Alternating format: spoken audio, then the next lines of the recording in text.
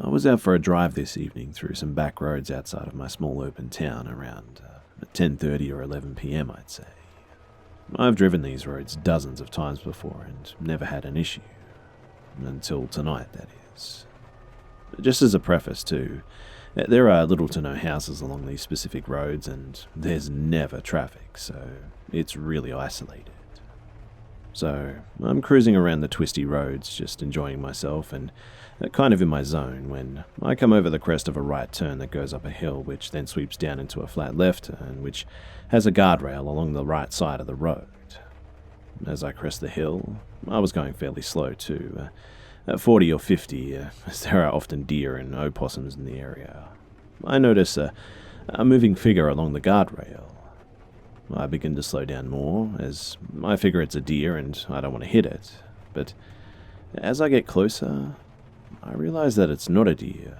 It actually looks like a man. At this point, I'm barely moving, just kind of creeping forward as to get closer to it, and I realize that it is a man who's crouched down in a sort of Slav squat, and he's now turned around to look at me. In my headlights, the first things I notice are he's not wearing any clothes, save for a pair of tighty-whities or some sort of adult diaper or something. His eyes are oddly large too for an adult man and just completely brown or black, and his skin is just ghostly white. As I approach, I turn my brights on and he didn't even flinch. By now, I've completely stopped and started to reach down to get my phone as I wanted to actually take a video. But this was a huge mistake. I looked away for a split second to just grab my phone from the passenger seat, and as I'm starting to look down, he starts sprinting right at me, and he's running directly towards me. He gets up to my window and just starts screaming like a banshee, and not just like a man yelling, but like all the rage he's ever felt is coming out at that one moment, and it's directed at me. He starts pounding on the window with his fists, all the while screaming his head off. This lasts for about 3 seconds, I'd say, before I just throw it into first gear and peel out of there as quickly as I can. As I'm accelerating, the first gear in my car takes me to about 40 miles per hour, I'd say. I look in my rear view and realize that somehow he's keeping up with me. It's not until I get in second and then third and take it up to around 80 that I can no longer see him. He was just running at inhuman speeds, trying to keep up with me, and I have no idea how he was doing it.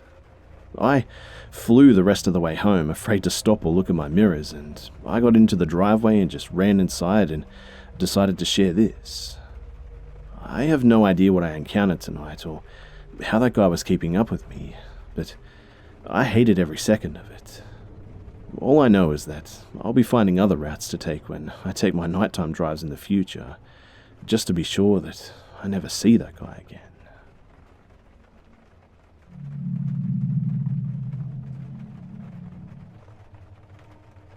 I lived in 3 different houses in Coweta in different parts of the town as a little girl and experienced hauntings and supernatural encounters just everywhere I went. My very first memories, in fact, are in that town, and some of them, they still scare me. There's just a lot of history and a lot of old buildings and homes in Coweta. The first house I lived in was right across from some woods, too. My 3 siblings and I used to play there all the time, and one day, we decided to go in further than we ever had. I was about 4 years old at the time, and we found an old dilapidated shack. As we got closer to it, the leaves to my left flew up, almost in like a straight line, like they would for a sudden gust of wind or something. But there was definitely no wind there. It stopped right in front of me, and then there was a really loud and deep man's voice all around us that screamed to get out. And needless to say, we just ran like hell. I was the youngest and smallest, and the first one out of there too. And after this, I would always see this old man at the edge of the woods. He would stay there like he was guarding them or something. My mother asked me one day why I was so afraid of the woods, and I told her because of the bad man. She inquired further, and I told her that there was a bad man that didn't want us in the woods anymore. she brushed it off, and life just kind of went on from that point. So we moved away for a couple of years until my parents divorced. My mother moved us into a small 2-bedroom house that was close to our schools, and she was sleeping on a fold-out couch, and us kids had the 2 bedrooms. It was also right next to a cemetery too, and we would play there sometimes, as curious children often do. There was always this man there too, probably in his early 30s, that would visit his mother's grave every single day, in fact. And he was there every single time that we went, no matter what time it was. He'd pack food and even camp out there, talking away on his grave all day. We were intrigued, I must admit. We would hide behind gravestones and try to hear what he was saying. I don't remember ever being able to make anything out, but his facial expressions and body movements were so casual that it was like there was someone sitting in front of him just keeping up the banter. One day, my oldest brother and I managed to get really close. We thought that we were so slick, and all of a sudden the man just stood up, turned around, looked right at us and said, "What are you looking at, kid?" And then just started speaking in a different voice, in a language that we sure didn't understand. It sounded like well thought out gibberish or something, if that makes sense. It's possible that he was just messing with us, but man, it was certainly creepy.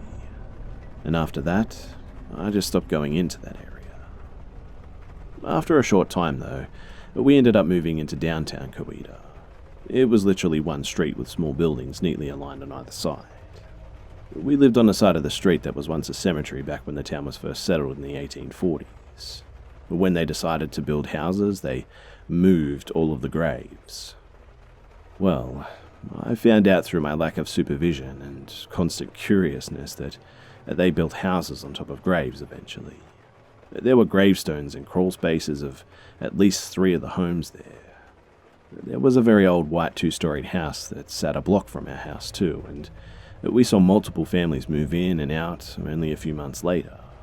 The house was empty most of the time, and my oldest brother, myself, and my cat climbed into the crawl space one day. We attempted to turn a stone over so that we could try to read it with our flashlight, and as we did, something hissed at us. And this was not a normal animal sound, nothing like it. It was like 100 voices all just hissing at once in different frequencies.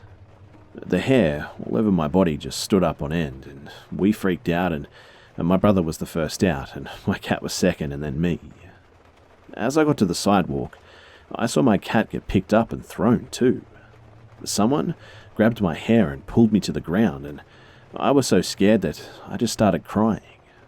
My cat hid in my mum's closet and wouldn't come out until the next day, and I ended up having a giant bruise on my right butt cheek. After that, it was hard for me to even walk past that house because, well, I still can't explain what happened there. In this same house, with the graves in the crawl space, I would often see an old woman too. I wasn't the only one who saw her too, but I did more than the others, and I mostly saw her at night, but sometimes in the day as well. And at night, I would often wake up to, I swear, see her standing by my dresser, which was just in front of the door. She was illuminated by the hall light my mum would leave on for us, and she would just stare at us and move her mouth, but I couldn't hear anything that she was saying. And on 3 or 4 occasions, she actually put her hand on my crayons that were on my dresser, and the next day, they were just all moldy and dried up. I have no idea why she did that, but she did, and my mum just kept replacing them and still never believed me. Also, the stuff would just turn on by itself all the time, and there were the typical footsteps and whispers, doorknobs rattling, all that stuff. And to be quite honest, it was a pretty terrifying childhood in Coweta, Oklahoma.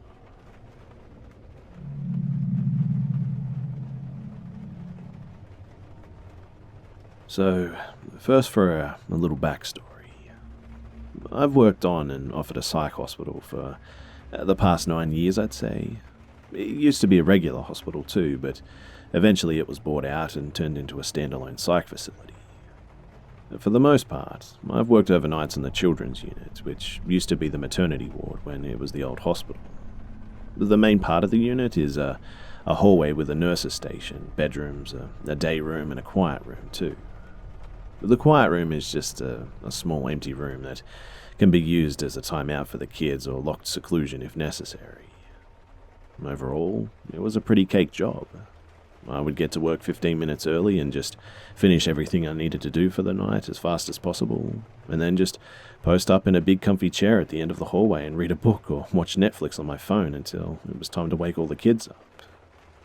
In my 9 years there, I've had a lot of creepy and paranormal experiences, but the ones I'm about to share today are the ones I've always considered to be real because it wasn't me that experienced them, but the patients on our units. So, one night, between 3 and 4 a.m., a very young patient came out of his room because he was having trouble sleeping in his room. We let him take his pillows and blankets and set up a mat on the floor of the quiet room so that he could lay down in there. He stayed in there for almost an hour, I'd say, and then brought his pillows and blankets near me and sat down. Since patients aren't supposed to just chill in the hallway and all that, I told him that he needed to go back to the quiet room, and he listened. A few minutes later, he came back out, and this time the nurse came out of the nurse's station and told him that he needed to go back into the quiet room or go back into his bedroom. The patient went back into the quiet room, and a few minutes later, he came out again and sat down by me. I didn't really care if this kid was out in the hallway or not, to be honest, but I know the nurse did, so I told him that he better get into the quiet room and go to sleep, otherwise he'd just end up getting himself in trouble. When I said this, though, the kid just started crying his eyes out and said, "I can't." When I asked him why, he said that because there was a man in the quiet room just staring at him. At this point, I was just like, okay, whatever, just stay out here, and didn't think too much of it, to be honest. But fast forward about 6 months later, we had a patient on our unit that was a lot more mature than most patients that we ever had. He really should have been on a teenager unit, but he was just shy of the age limit, so he was stuck on a unit with little kids, half his age and half his size, mind you. Anyway, he would wake up around the same time every night, between 3 and 4 a.m, and not be able to fall back to sleep. So, he would stand in his doorway and just talk to me, and I would never really give him any issue about this because he was pretty chill, and it gave me a break from just staring at my book on my phone. One night, though, in the middle of our conversation, he abruptly stopped and asked, "Who's standing in the quiet room?" And when I said no one, his face just went pale. I asked what was wrong, and he told me that he swore that he saw a man just staring at him from the quiet room door. And when he looked back after asking me who it was, the man was just gone. I told him the story about the little kid who told me that he saw a man staring at him in the quiet room, and we both had a good chill down our spines, and the kid said screw this and just went back into his room. So, fast forward again about a year or two now, and we have this little girl in our unit who was just non-stop chaos. Very, very tiny and couldn't speak a single word that made sense, just garbled sounds, always trying to bite us and scratch us, and seemingly never slept too. Everyone would say that she was possessed. She definitely wasn't, mind you, but anyway, one night after being bitten and scratched for hours straight, she was finally ordered into locked seclusion in the quiet room. It was about 15-20 minutes, I'd say, before she just started screaming bloody murder and pounding her hands on the door, to the point where her hands actually started bleeding. We let her out of the quiet room immediately, and as soon as we unlocked the door, she burst through it, pointing at the room, screaming, the boy, just over and over again. It certainly put a scare in me, as it made me remember the other 2 patients who said that they saw someone in the quiet room. After everything was calmed down, I grabbed some rags and disinfectant spray to go clean the door off after the kid pounding on it to the point of blood, and I felt just really uneasy going into that room after a kid screaming the boy, just beating their fists bloody to get out of there too. So, when I opened the door back up, I slowly stuck my head inside to look around, expecting to see a ghost or something. but the room was just completely empty. But right after I pulled my head out of the room and opened the door up wider so that I could get inside, the light inside the room, it went out. Well, I noped out of there and I let someone else clean that shit room.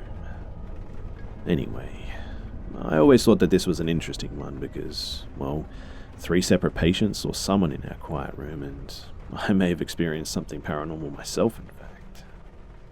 I have lots of creepy stories from this hospital and my own life too that I wouldn't mind sharing in the future if anyone would be interested in hearing them. But let me know in the comments section below.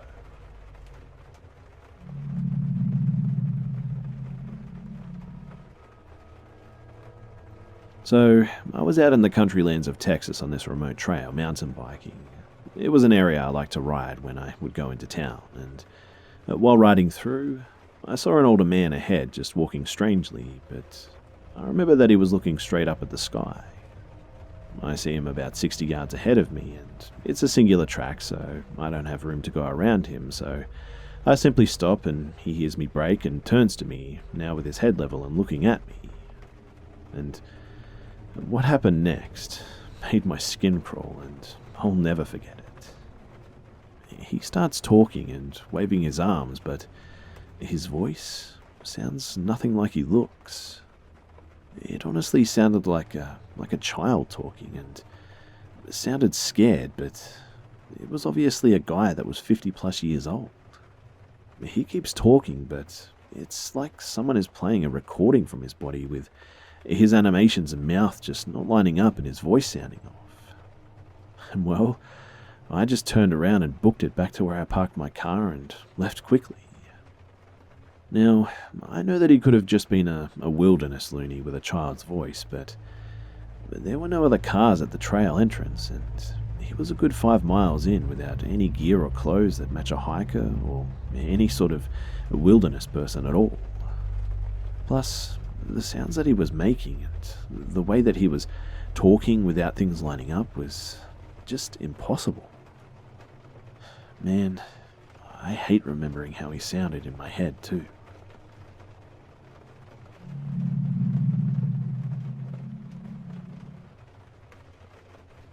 So I'm a junior in college, and whenever I think about this incident or tell the story, it just still makes me shake, kind of, and it felt like it happened yesterday.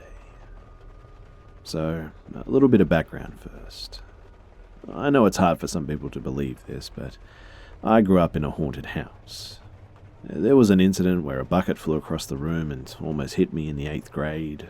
Something rubbed my leg while I was doing my hair in the bathroom once, roughly 9th or 10th grade, and just different stuff like that would happen. On top of all of this too, I've also seen these, shadow people, and some friends even have too. And emotionally, well, dang man, the environment was just absolutely toxic.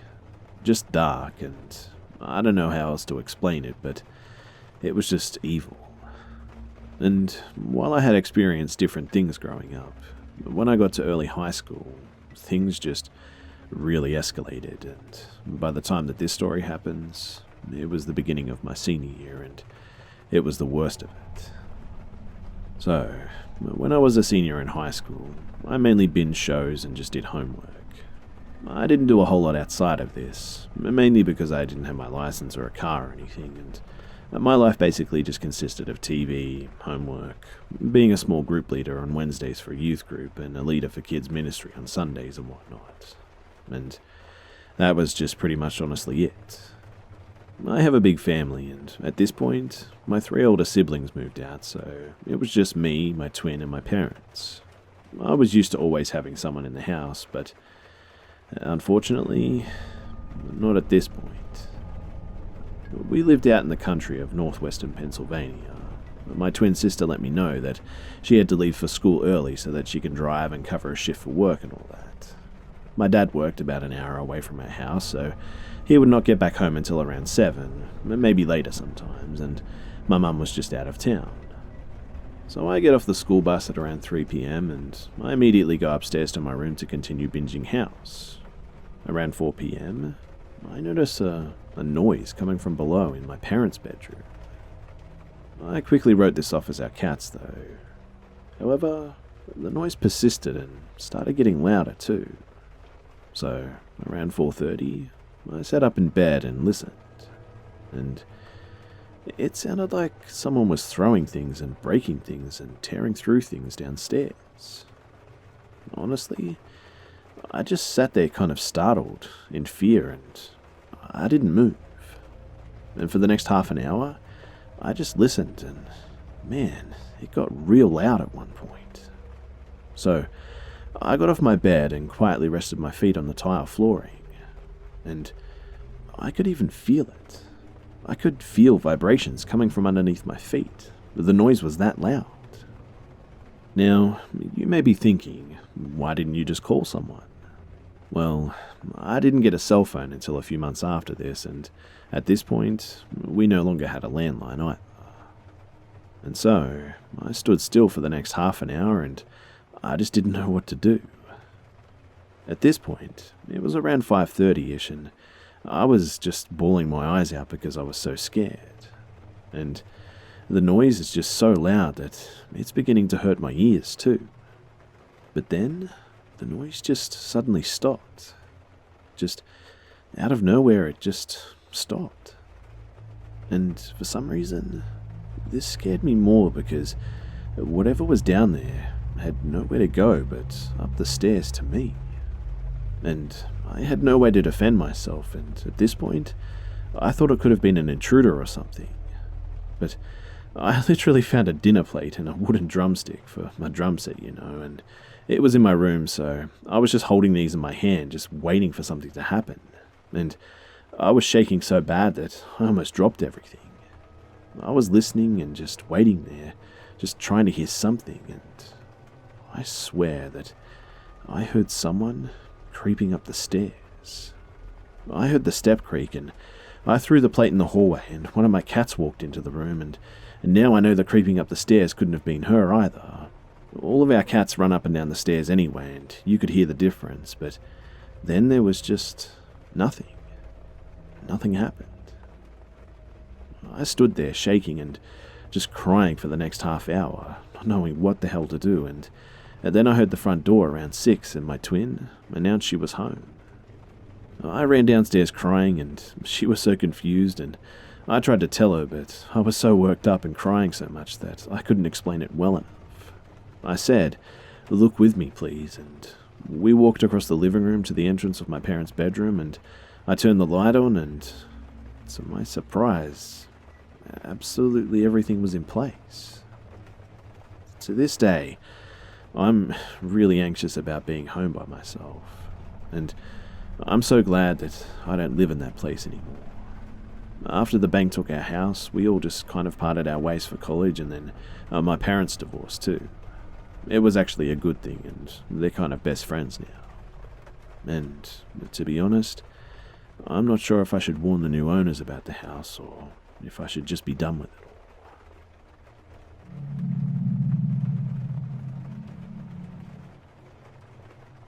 To start off, this happened in high school around 2014 or 2015, I'd say.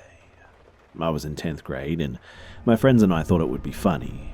But looking back on my life, this is probably one of the dumbest things I've done, though, to get a Ouija board and just mess around with it. It was a bad idea, I know, and it was also very typical of a bunch of stupid 15-year-olds who were just beginning to learn about witchcraft and all that. Anyway, I did a little research, if that's what you want to call it. I just looked up the do's and don'ts, but we bought a Ouija board from Target. Honestly, this story gets more stereotypical as we go.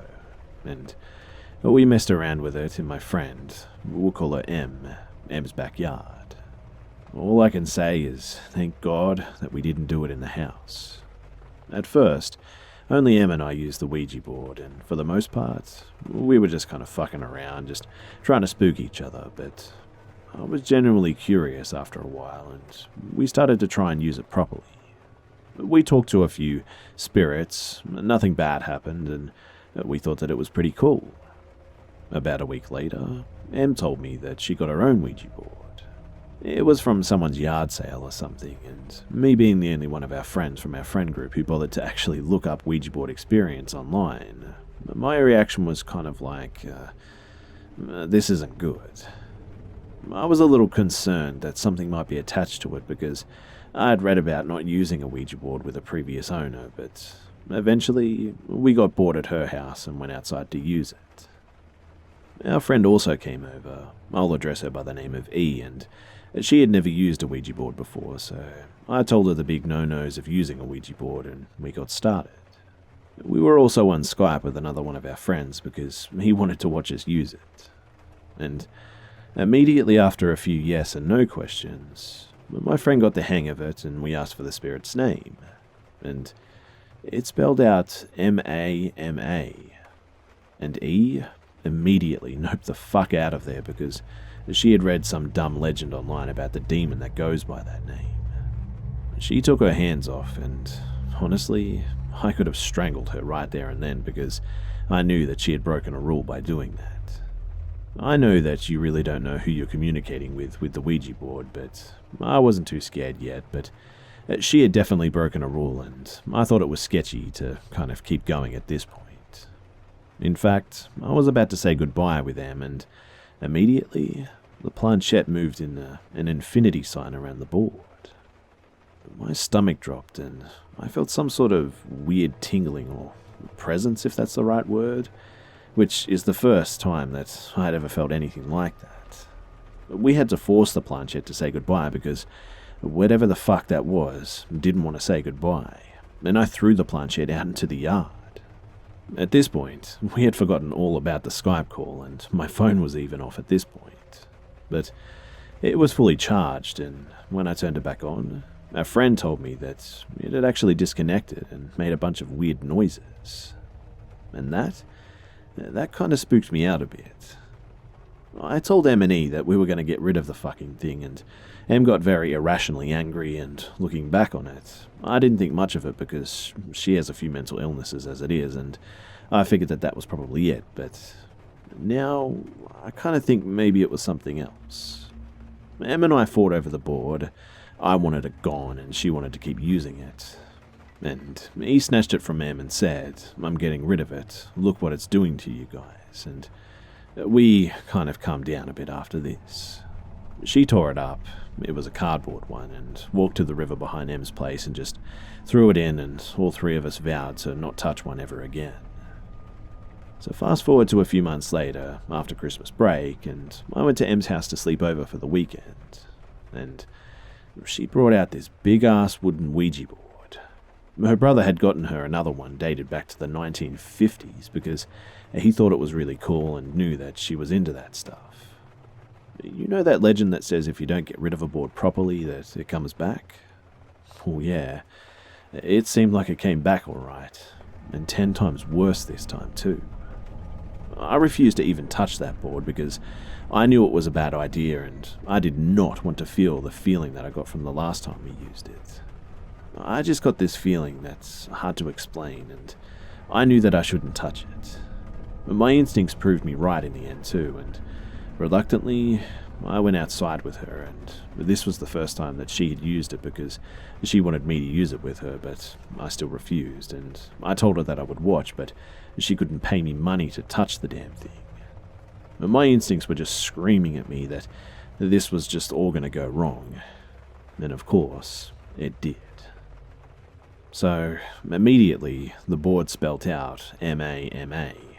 I tried to tell Em to stop using it, but it was like she didn't even hear me. And it scared me even more this time because my hands weren't on it. It was all her, and she was so focused on it, almost like she was in some sort of a trance or something. After a few yes or no questions, and me becoming more on edge by the second, her hand on the planchette started moving around faster, and then I couldn't keep up with it, and Em just looked up and said she wants me to leave her an offering. I ripped her hands off from the board at this point, and I told her that was enough and that was a terrible idea, and she snapped out of whatever had her glued to that board and said, "Yeah, you're probably right." We went back upstairs and put the Ouija board in her closet, and Em went downstairs to grab a snack when I was using the bathroom, and when I came out of the bathroom, she was sitting on her bed with the Ouija board again, and her hands were moving like they were before. And at that point, I got that really strange feeling again. She just looked up at me like everything was normal too, and I took the board from her again and tried to talk some fucking sense into her, and I shut it in the closet and left the light in the closet on. I turned on all the lights in her room because at that point, I have to admit that I was absolutely terrified. Things died down until my friend, who had literally no idea about the Ouija board, texted me with some screenshots of Em threatening to sacrifice him for the blood moon. I asked Em about this because it was just totally weird and just so out of character for her, and she picked up her phone and looked through the text she'd sent, and she looked up at me with genuine fear in her eyes. Some small part of myself still wanted to think that this was all her just fucking with me, or something rational sounding, but the look on her face confirmed it. Something was just very wrong. And then, we heard a thud in the closet. We immediately looked towards the closet, and we could see something moving in there from the shadow on the floor. And then, the light on the closet just went off. The switch was on the outside, and the switch was still on though. Em was terrified, and so was I. The lights in her room were flickering, and we looked at each other to confirm that we had both just seen that. At this point, it was around midnight, and things just began to get worse too. She tried to go to sleep, but there was no way that I was going to get any sleep that night. She slept for maybe 15 minutes and woke up because she said that her leg hurt. And we looked at her leg, and there was this huge claw-looking mark there. We heard something banging around on the roof too, and the house just made these awful noises. And the whole time I just had this feeling that I still can't explain to this day. It was the dreadful feeling like before, but just way worse. I genuinely thought that I was going to die that night, in fact, especially after we saw something move in the corner of the room. Em eventually got so tired that she fell asleep, leaving me to deal with the noises that sounded straight out of a fucking horror movie. But the worst part was probably that feeling. It was just so odd, and it felt so disturbing, and I really thought that I was going to die that night. Strangely enough, though, Em eventually woke up in the morning with just absolutely no recollection of that night's events, and apparently she had a dream about a spirit leaving her body, and that was all she remembered. To this day, I firmly believe that something was happening that night, and something was trying to get my friend, and whatever it was either something demonic or just something extremely negative. I'll never forget the feeling that I had that night too, not for the rest of my life, and it just honestly shook my beliefs to the core. And yes, we threw the Ouija board into the river that morning, but strange things happened in her house for a long time after that whole incident.